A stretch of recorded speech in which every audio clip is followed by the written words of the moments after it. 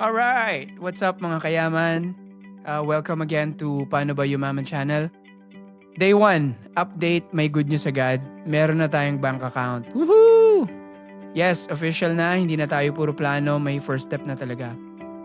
Shoutout sa Security Bank, super smooth ng process, as in mabilis, walang hassle, malinaw yung instructions.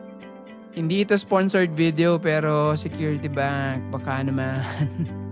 Okay, bakit ba importante na may bank account agad? Simple lang. Kailangan nating ma-monitor ang progress. Ayoko ng guesswork, ayoko ng hulaan. Hindi pwede dito yung feeling lang. Hindi pwede yung feeling ko may naipon na ako Feeling ko mukhang may progress na. Dapat may numbers, dapat may tracking. Dapat may ebidensya tayo. Dapat may resibo. Kung gusto natin yumaman talaga, hindi pwedeng estimation mentality. Kailangan may sistema tayo. Simula ngayon, every peso na papasok at lalabas, documented, kita natin kung gaano ba tayo kabilis o kabagal lumuusad.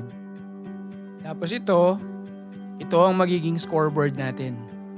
At ang goal natin, growth, consistency, discipline. Day 1 pa lang pero galing, meron na tayong foundation. Kung wala ka pang bank account, gawin mo na rin to.